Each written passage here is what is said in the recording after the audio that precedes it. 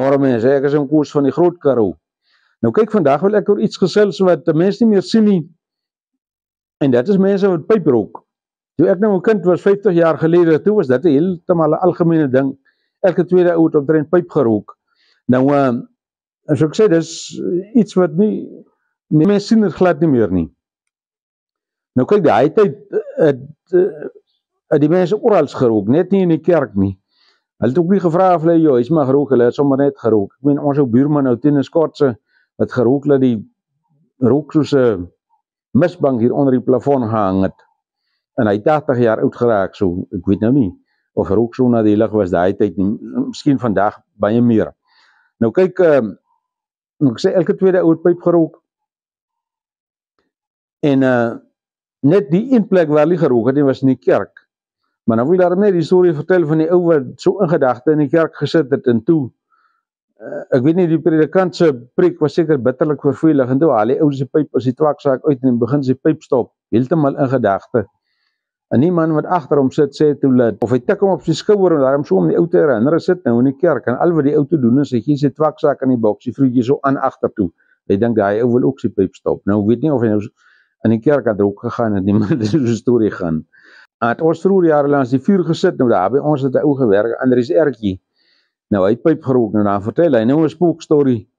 Nou nes jy nou dink die storie is nou op sy hoogtepunt, dan moet hy eers sy pyp stop en dan die rook kry. Daai tyd is jy so opgewonde, jy weet nie meer hoe om te sit nie.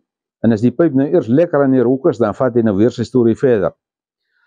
Nou kyk, bekende mense wat mos pyp gerook het, was mos Einstein en ou Carl Jung, die Duitse sielkundige, en natuurlik dan by ons hier ou Paul Kruger. Nou maar kyk, vandag het ek nou iemand wat hier by my kuier, 'n baie elegante jong dame. Haar naam is Grietjie. En sy gaan nou vir julle wys hoe 'n mens pyp rook. Goeiemôre, my naam is Grietjie Eystervark. Dit is 'n plesier om saam met julle hier te wees vandag. Ek gaan vir julle wys hoe ek my pyp sal rook. Nou soos julle sal sien, ek is nou nie iemand vir 'n flou twakkie nie. Ek rook Magaliesberg se Springbok twak. En vir my maak dit nogal baie saak. So. Julle wys hoe lyk my pyp. Nou ek is baie lief voor om so nou en dan nou 'n appeltjie of so by my twak in te gooi. Hou hom lekker klam, dit gee vir hom lekker flavour. So wat ek nou gaan doen, as ek hom nou eers lekker vol gestamp het, dan gaan ek hom nou eers skroei. Dis baie belangrik dat jy hom lekker skroei.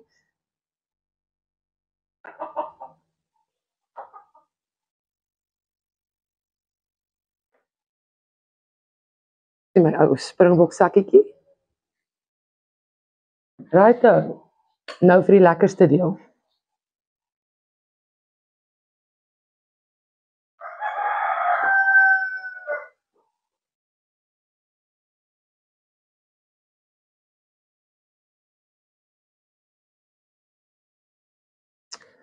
Moedersmelk lekker.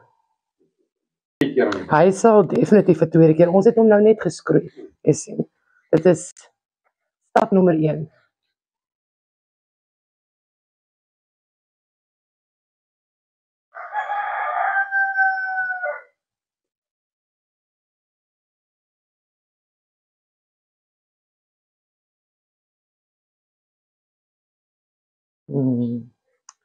Magaliesberg.